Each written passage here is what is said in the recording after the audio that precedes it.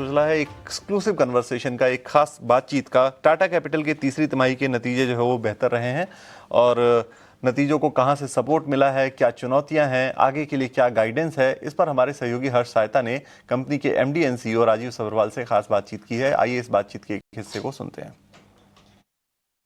जी नमस्कार, मैं हूं हर्ष सायता और हम बात करने वाले हैं आज टाटा कैपिटल के एमडी और सीईओ से।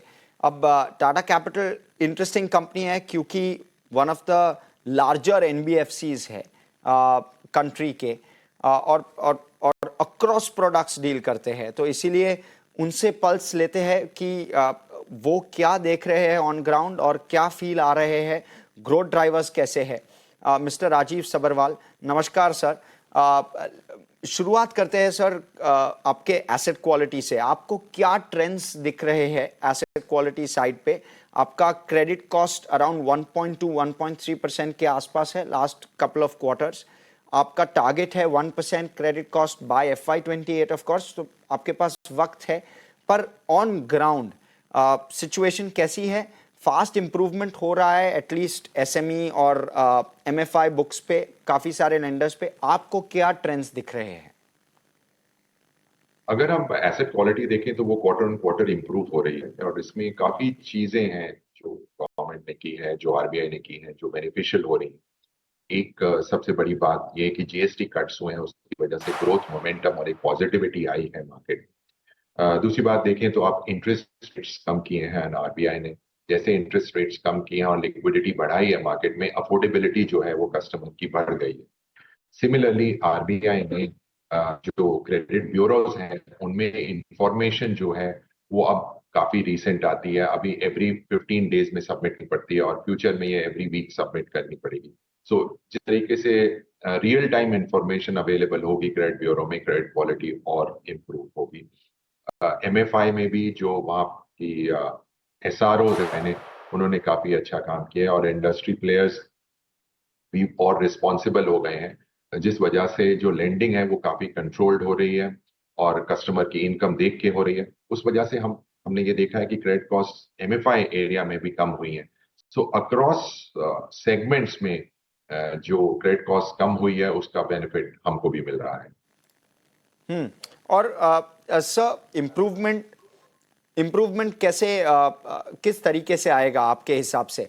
नेक्स्ट 2 to 3 क्वार्टर्स में 1% काइंड ऑफ क्रेडिट कॉस्ट आप हिट करेंगे? हमारी जो अप्रोच रही है as an organisation, Tata Capital की रिस्क फर्स्ट रही है। हमारे कोई भी बिजनेस लीडर है उसको मालूम है कि हम सबसे ज्यादा इम्पोर्टेंस देते हैं क्रेडिट क्वालिटी को, और जब क्रेडिट क्वालिटी हम कंफर्टेबल होती है तभी हम अपना ग्रोथ पेडल प्रेस करते हैं, एक्सेलरेट करते हैं ग्रोथ। ये हमने हर एक सेगमेंट में किया है और जो हमारे अर्ली ट्रेंड्स हैं, अर्ली इंडिकेटर्स हैं क्रेडिट क्वालिटी के, वो भी बहुत दिख रहे हैं हमको। और इस वजह से हमारे को जो ये जो क्रेडिट कॉस्ट है Q4 में भी और इम्प्रूव होगी और गोइंग फॉरवर्ड जो हमारी गाइडेंस हमने दी हुई है उससे अर्लियर ही हम अपनी क्रेडिट कॉस्ट 1% से नीचे लाना चाहेंगे। ओके सर, आपका 23 to 25% ग्रोथ एस्पिरेशन है। आप ऑलरेडी काफी बड़े हो साइज में। क्या लीवर्स यूज करेंगे आप? नए कस्टमर्स को लेके आएंगे आपके प्लेटफॉर्म पे? आपके पास क्या लीवर्स अवेलेबल है to ensure that 23 to 25% growth आप क्लॉक करो? सबसे बड़ा लीवर तो ये है कि हम इंडिया में प्रेजेंट हैं जहाँ इकोनॉमी 8% के आसपास ग्रो कर रही है। वो तो एक टेलविंड है हमारी सिस्टम में। दूसरी बात, हम मल्टीपल सेगमेंट्स में, रिटेल में देखिए तो हर एक प्रोडक्ट में हम प्रेजेंट हैं, हाउसिंग में हर एक प्रोडक्ट में हम प्रेजेंट हैं, चाहे वो प्राइम हाउसिंग हो, नियर प्राइम हो, अफोर्डेबल हो, हर एक सेगमेंट में हम प्रेजेंट हैं। सिमिलरली एसएमई और कॉर्पोरेट में भी हर एक सेगमेंट्स में हम प्रेजेंट। तो ये जो विड्थ ऑफ हमारी प्रोडक्ट्स है, 25+ प्रोडक्ट्स हैं, ये हमको सपोर्ट करती है ग्रोथ में। इसके हमने बहुत ही एक्सपैंड की है अपनी ओवर द लास्ट 3 इयर्स और फ्यूचर में भी हम मॉडरेट करेंगे और ब्रांचेस को, सो दैट कि हमारी प्रेजेंस ज्योग्राफिकली भी बढ़ जाए। इसके साथ साथ हमने डिजिटल और एआई में काफी इन्वेस्टमेंट्स की हैं। इस इन्वेस्टमेंट्स का बेनिफिट भी हमको मिल रहा है बिकॉज इसकी वजह से हम कस्टमर्स को फास्टर टर्न अराउंड टाइम दे पाते हैं और कॉन्सिक्वेंटली उन डिस्बर्समेंट बढ़ा पाते हैं। सर, आपका करंट आरओए 2.1% है। आपका एस्पिरेशन है 2.7% प्लस आरओए। कितने जल्दी कर सकते हो आप? और क्या ग्लाइड पाथ होगा? ग्लाइड पाथ क्या लीनियर होगा, चॉपी होगा? तो हमारा जो ग्लाइड पाथ है वो लीनियर रहेगा।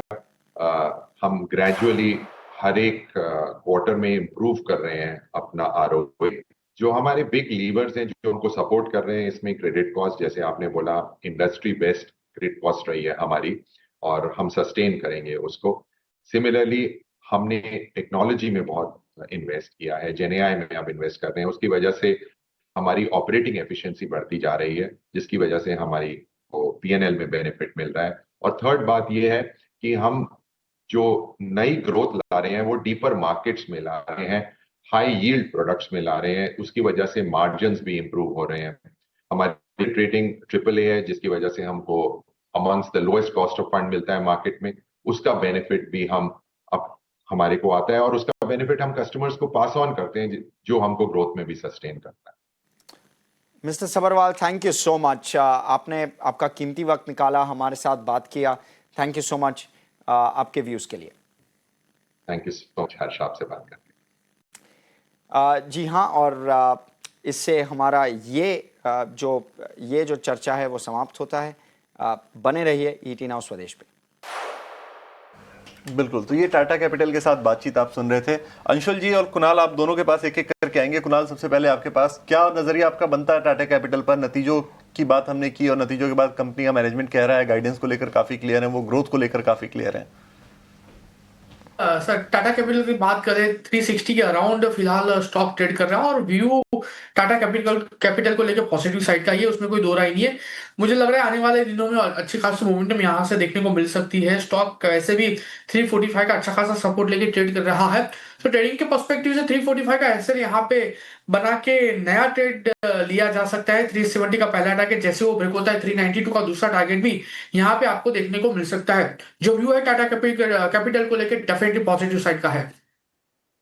तो टाटा कैपिटल पे कुणाल का नजरिया पॉजिटिव का है, 345 का स्टॉप लॉस लगाना है, 370 का टारगेट वो पहला देख रहे हैं। अंशुल जी, आप कुछ ऐड करना चाहेंगे? सर देखिए, टाटा कैपिटल में कुणाल भाई के व्यू के साथ जाऊंगा। 49 डेज का आईपीओ बेस ब्रेकआउट बना था 336 रुपए पे। उसके बाद सेकंड जो स्टेज बनी थी 353, आज उस पर रीटेस्ट करके वापस बुलिश हैमर कैंडल बन रही है। तो आज का लो बहुत इंपॉर्टेंट है 348। अगर ये नहीं टूटता है तो जो आईपीओ बेस ब्रेकआउट का टारगेट है 399, ये प्रोबेबली आपको 1 से 1.5 हफ्ते में आते हुए दिखेगा। एक ही प्रॉब्लम है कि इंस्टीट्यूशन वॉल्यूम कहीं से नहीं दिख रहा है, लो वॉल्यूम पूरा सेटअप बना है, बट रिलेटिव स्ट्रेंथ बहुत क्लियरली बनी हुई है। तो इस छोटे से पॉइंट को इग्नोर करते हुए लॉन्ग करना चाहिए। 345 स्टॉप लॉस रहेगा और आईपीओ बेस ब्रेकआउट का टारगेट 399 है, वो मिल जाना चाहिए एक आध हफ्ते में। 399 का टारगेट्स और 345 का एसएल आप यहाँ पर देख रहे हैं। लॉन्ग टर्म के हिसाब से टाटा कैपिटल पर बुलिश नजरिया। इसी के साथ योर स्टॉक्स को यही समाप्त